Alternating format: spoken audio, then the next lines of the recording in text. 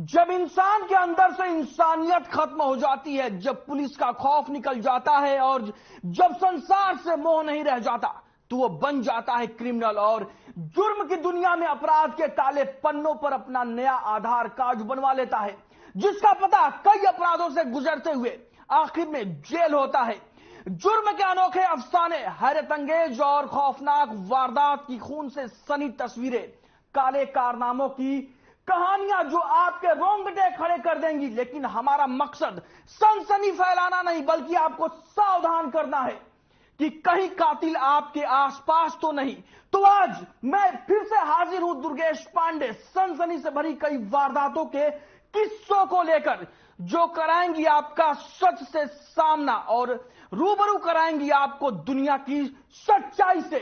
हम आपको दिखाएंगे जुर्म से जुड़ी हर खबर, क्योंकि आपके हर ओर घूम रहे हैं क्रिमिनल। तो हो जाइए तैयार और खोल लीजिए आंख कान।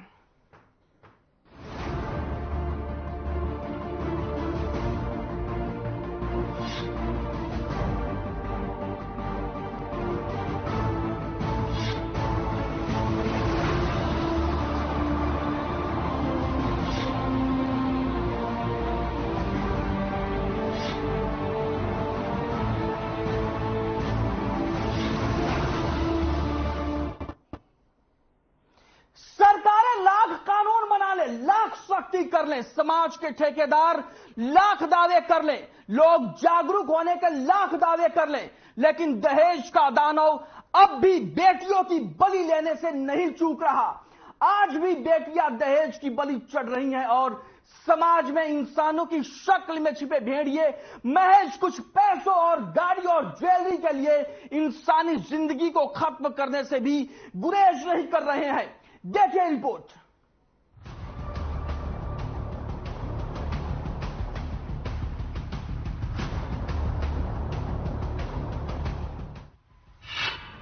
फिर जागा दहेज का जिन्न,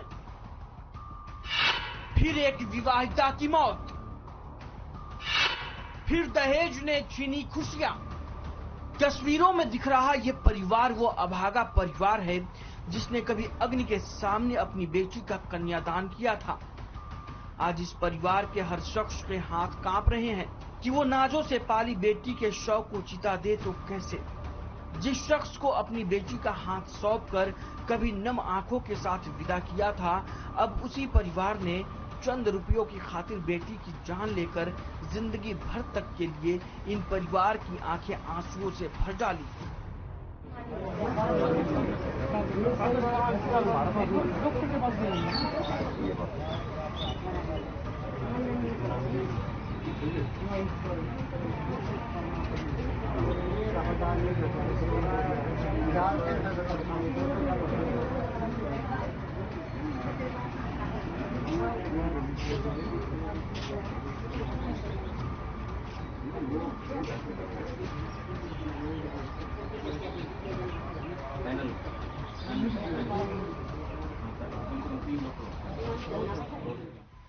प्रदेश में दहेज के दानव की भूख शांत होने का नाम नहीं ले रही। एक मामला सुलझता नहीं कि प्रदेश में दूसरी बेटी दहेज की बलि चढ़ जाती है। अब इसे बलि चढ़ जाना कहिए या बलि चढ़ाना, दोनों सूरतों में एक महिला की जान चली जाती है और उसकी मौत से मरता है पूरा परिवार। एक ऐसा ही मामला झज्जर से सामने आया है, जहां गांव दुबलधन में एक विवाहिता दहेज की भेंट चढ़ गई। मृतक की पहचान प्रियंका के रूप में हुई, जिसे कमरे में मृत हालत में पाया गया। मामले की सूचना मिलते ही पुलिस मौके पर पहुंची। थाना प्रभारी जितेंद्र कुमार ने बताया कि उन्होंने महिला के परिवार से संपर्क किया तो परिवार ने बताया कि उनकी बेटी की शादी 7 साल पहले हरिप्रकाश से हुई थी। शादी के बाद से ही उसे दहेज के लिए प्रताड़ित किया जाने लगा था और आखिर में उसे मौत के घाट उतार दिया गया। तो इस इतला पर हमारा यूनिवर्सिटी आईओ पहुंचा है हमारे हॉस्पिटल में सीरियसली, तो उसके पति ने तो बताया कि जुआती शुरू से मृत्यु हुई है, लेकिन जब पूछताछ करने में पता चला कि उसकी शादी को अभी 7 साल से कम हुए, तो उसके परिवार वालों से संपर्क किया। परिवार वालों को बुलाने के बाद उन्होंने बताया हमारी लड़की को ये दहेज तंग करते थे, पहले कई और चीजें बताई उन्होंने। तो इसमें करीबन अब इसमें भेज सकता है 304(20) और अन्य सेक्शन में प्रसाद मदद करके ये कार्रवाई। फिलहाल परिजनों की शिकायत पर पुलिस ने मृतका के पति हरिप्रकाश समेत ससुराल पक्ष के लोगों के खिलाफ दहेज हत्या का मामला दर्ज कर लिया है। ये उसके पति, उसके परिवार वाले सारे। कितने हैं सर? अभी परिवार में देखें जैसे परिवार वाले। कोई गिरफ्तारी वगैरह? अभी पोस्टमार्टम होने के बाद इसमें तस्दीक करेंगे उस अधिकारी को भी। बोर्ड द्वारा? बोर्ड द्वारा ये हाँ जैसा चाहेंगे। ये बोर्ड द्वारा ये कह रहे हैं पीजीआई रोहतक। पुलिस ने मामले में जांच शुरू कर दी है। आरोपी पति और ससुराल पक्ष के खिलाफ शिकायत भी दर्ज हो चुकी है। खुद बेरी के डीएसपी नरेश कुमार इस मामले पर नजर बनाए हुए हैं, लेकिन सवाल ये है कि अगर आरोपियों को सजा भी हो जाती है तो क्या इस परिवार की बेटी उन्हें वापस मिल पाएगी? सवाल ये भी है कि क्या चंद रुपये और गाड़ियां रिश्तों से, इंसानों से बड़े हो सकते हैं? झज्जर से सुमित थारन की रिपोर्ट।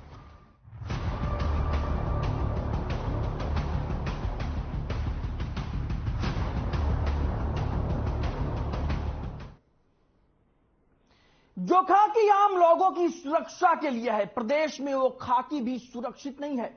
हम ऐसा इसलिए कह रहे हैं क्योंकि अंबाला में कुछ ऐसा हुआ जिसकी कोई बारे में जानकर आप सुरक्षा व्यवस्था पर सवाल करने लगेंगे। देखिए रिपोर्ट।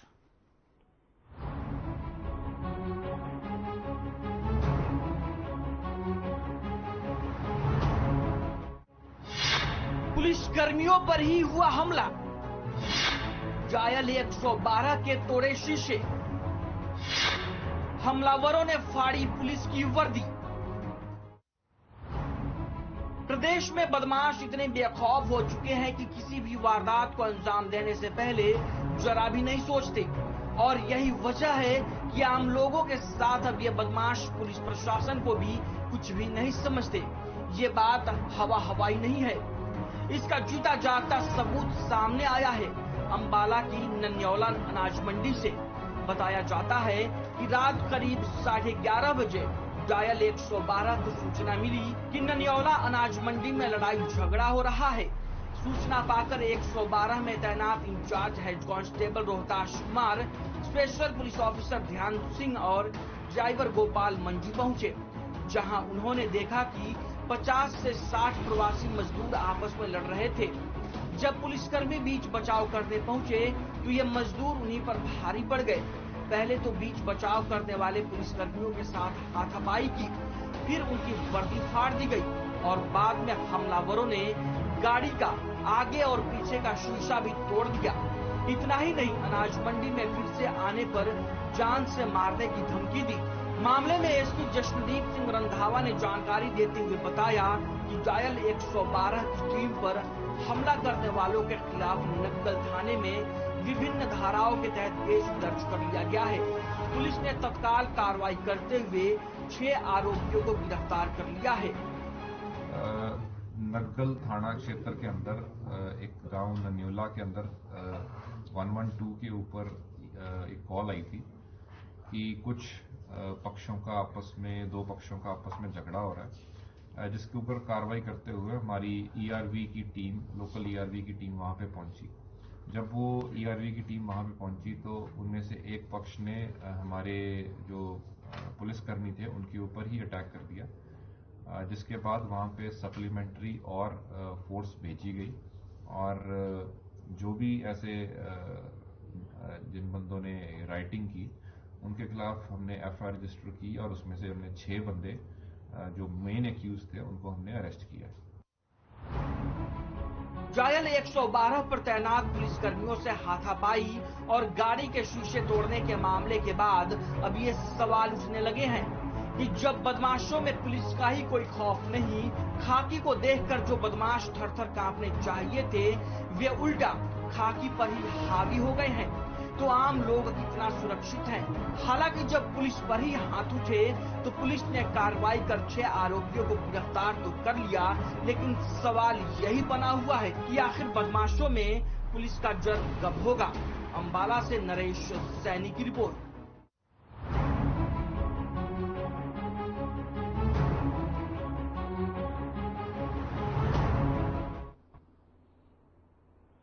प्रशासन बाल मजदूरी पर लगाम के कितने ही दावे कर ले, लेकिन जब इन दावों की परत कुरेद कर देखी जाती है तो जो तस्वीर सामने आती है वो तस्वीर होती है मेहनत में रंगे नाबालिग हाथों की, जो प्रशासन के दावों पर काला निशान छोड़ जाती है। आज हम क्यों इन बातों को कर रहे हैं, क्यों आपके सामने रख रहे हैं, हमारी इस रिपोर्ट को देखेंगे तो आप भी इस हकीकत से रूबरू हो जाएंगे।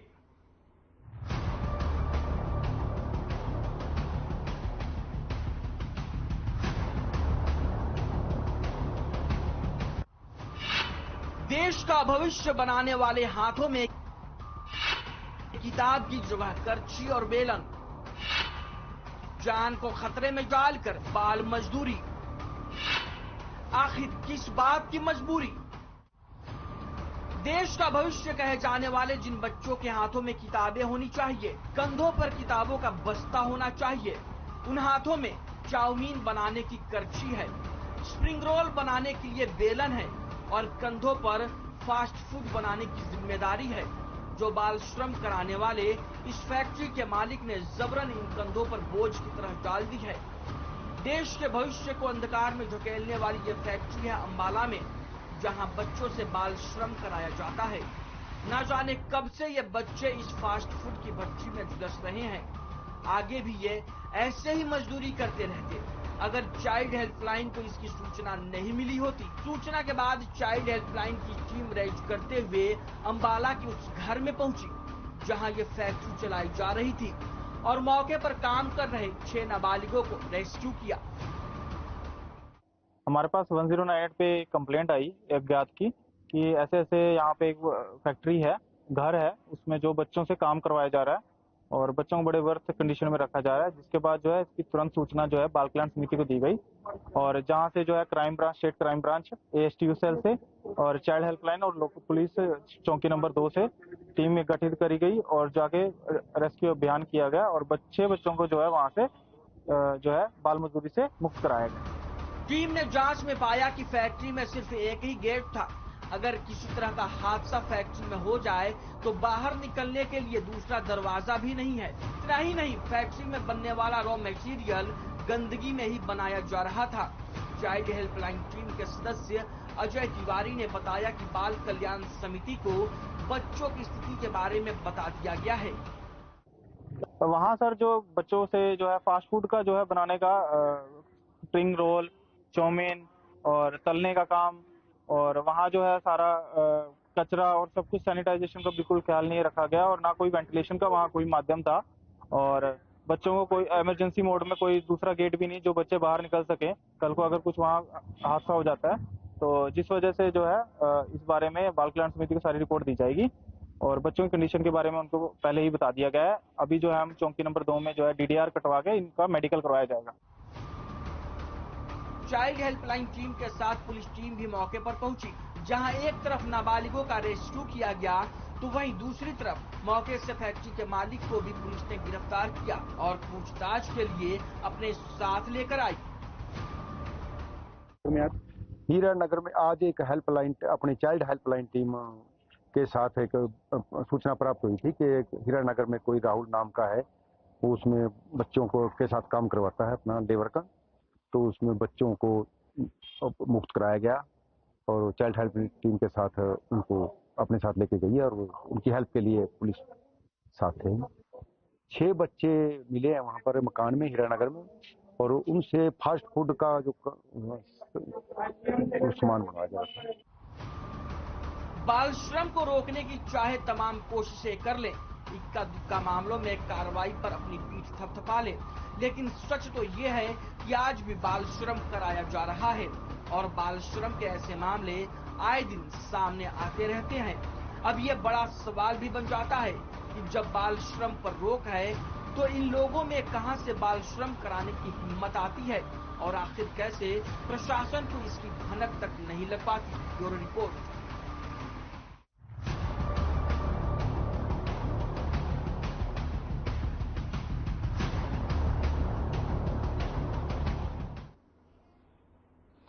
प्रदेश के नूह जिले में मुख्यमंत्री उड़न दस्ते की टीम एक बार फिर से एक्टिव नजर आ रही है। टीम ने इस बार इंदाना गांव में बगैर लाइसेंस के चल रहे ईंट भट्ठे पर छापेमारी की कार्रवाई की। देखिए रिपोर्ट।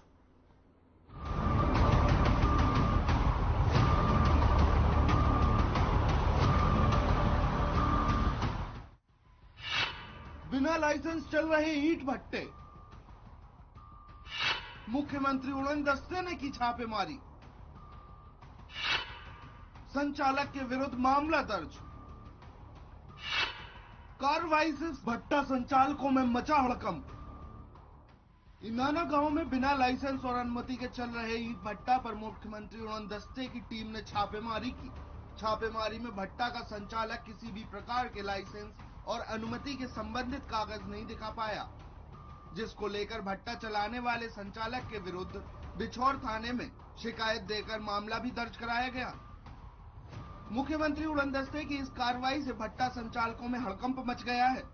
इससे पहले इंदाना के एक अन्य भट्टा संचालक के विरुद्ध मामला दर्ज भी किया गया था।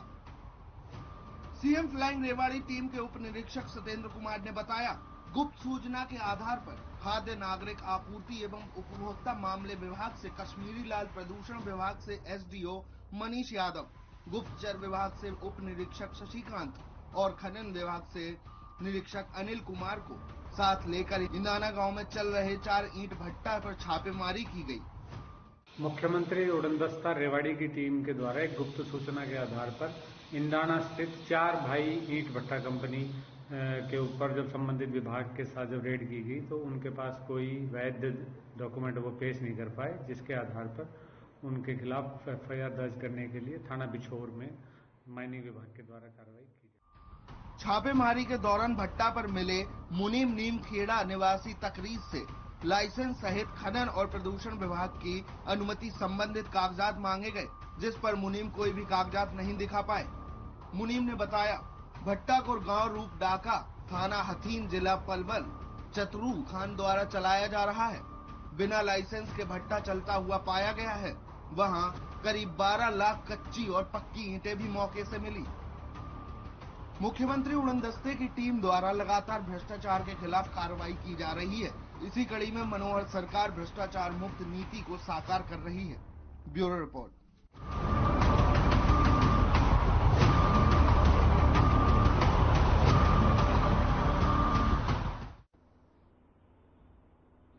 प्रदेश में पुलिस प्रशासन नशे के विरुद्ध सख्त है। एंटी नारकोटिक्स सेल नशे के खिलाफ ताबड़तोड़ कार्रवाई कर रहा है। इसके बावजूद नशे का कारोबार रुकने का नाम नहीं ले रहा। हर दिन कहीं ना कहीं से कोई ना कोई खबर सामने आ ही जाती है और आरोपियों की गिरफ्तारी होती है। देखिए हमारी इस खास रिपोर्ट को।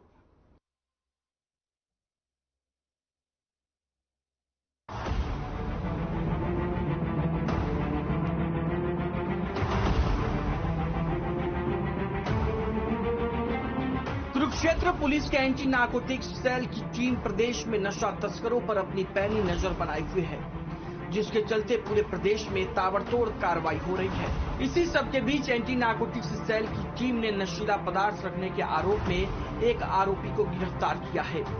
नशीला पदार्थ तस्करों पर शिकंजा कसते हुए एंटी नारकोटिक्स सेल की टीम ने नशीला पदार्थ रखने के आरोप में लाभ सिंह उर्फ लाभा वासी लाजू को पंजाब से गिरफ्तार किया है, जिसके कब्जे से 6 किलो 750 ग्राम चूरा पोस्त बरामद की गई है।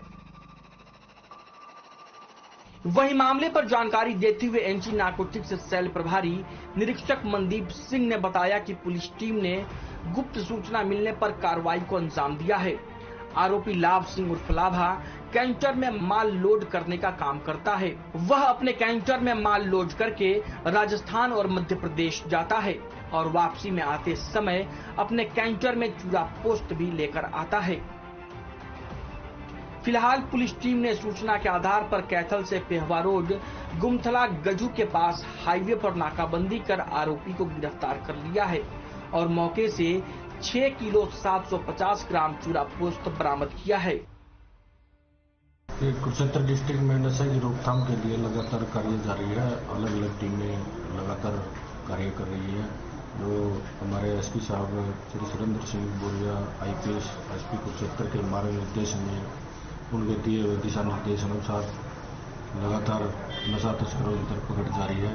जो उसी कड़ी में कल हमारी एएनसी की टीम को एक सूचना मिली थी कि लाभ सिंह स्नो भूपेंद्र पाल आरो लालड़ू ये अपने ट्रक में चूड़ा पोस्ट लेकर आता है और आज भी ये चूड़ा पोस्ट लेकर आ रहा है। जो इसी सूचना के आधार पर हमारी एएनसी की टीम ने कैथल टू पेवा रोड पर गुमतला गड्ढू के पास नाकाबंदी की और इसको रुकवाया और मौका पर गश्ती अफसर साहिबान को बुलाया गया। बहरहाल नशीली वस्तु अधिनियम के तहत मामला दर्ज करके आरोपी को गिरफ्तार कर लिया गया है और मामले पर आगामी जांच शुरू कर दी गई है। अब देखना यह होगा कि इस मामले पर पुलिस कब तक आरोपी को न्यायालय में पेश कर इस पर नशीला पदार्थ रखने वालों पर शिकंजा कसती है और प्रदेश को नशा मुक्त करने में सफल होती है। Bureau report, Kurukshetra.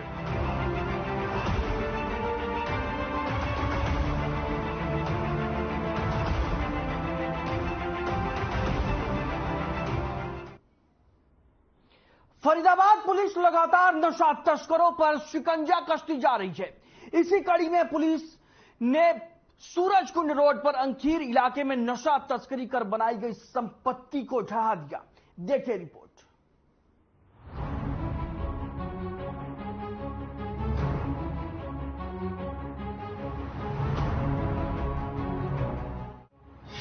नशे के खिलाफ पुलिस का एक्शन। शराब तस्करी करना युवक को पड़ा भारी। आरोपी की संपत्ति पर चला पुलिस का हंचर। पुलिस इन दिनों नशे के खिलाफ सख्त कदम उठाती नजर आ रही है और नशे के सौदागरों के ऊपर कहर बनकर टूट रही है। इसकी जीती जागती तस्वीर फरीदाबाद से सामने आई है। ये तस्वीरें फरीदाबाद के सूरजकुंड इलाके की हैं, जहां सूरजकुंड रोड पर स्थित नशा तस्कर अमरनाथ के खिलाफ पुलिस ने बड़ी कार्रवाई की है। पुलिस ने अवैध रूप से नशा तस्करी कर खड़ी की गई संपत्ति पर पीला पंजा चलाकर उसे ध्वस्त कर दिया। आपको बता दें कि अमरनाथ पर नशा तस्करी के 10 मुकदमे दर्ज हैं। फिलहाल अमरनाथ जेल में है, लेकिन पुलिस नशा तस्करों पर लगातार शिकंजा कस रही है, जिसके चलते पुलिस ने नगर निगम की टीम के साथ मिलकर अमरनाथ के खिलाफ कार्रवाई करते हुए उसके द्वारा नशा तस्करी से अर्जित कर धन से बनाई गई संपत्ति को ध्वस्त कर दिया। ये हमारे डीजी साहब और सीपी साहब के सख्त दिशा निर्देश हैं कि फरीदाबाद के अंदर जो नशे का काम करते हैं, जिन्होंने अवैध रूप से प्रॉपर्टी बना रखी है नशा बेच के, उनकी प्रॉपर्टियों को ध्वस्त किया जा रहा है। और ये अमरनाथ का था, वो सारा एरिया उसका था और आज इस प्रॉपर्टी को ध्वस्त किया जा रहा है। कितने मुकदमे थे अमरनाथ के खिलाफ? अमरनाथ के खिलाफ 10 मुकदमे दर्ज हैं और ये एनडीपीएस का काम करता था और आज ये जेल में भी है। आगे भी कार्रवाई लगातार जारी रहेगी? हाँ बिल्कुल, पहले तो बड़े लेवल पे हमने कार्रवाई की है। 8-10 जो बड़े तस्कर थे उनकी प्रॉपर्टी को ध्वस्त किया था और अब जो मीडियम कैटेगरी के लोग हैं उनकी प्रॉपर्टी चिन्हित की गई है, उनको ध्वस्त किया जा रहा है। ऐसे में सवाल ये उठता है कि पुलिस के इतने सतर्क होने के बावजूद इन तस्करों पर लगाम क्यों नहीं लग पा रहा। फरीदाबाद से ब्यूरो रिपोर्ट।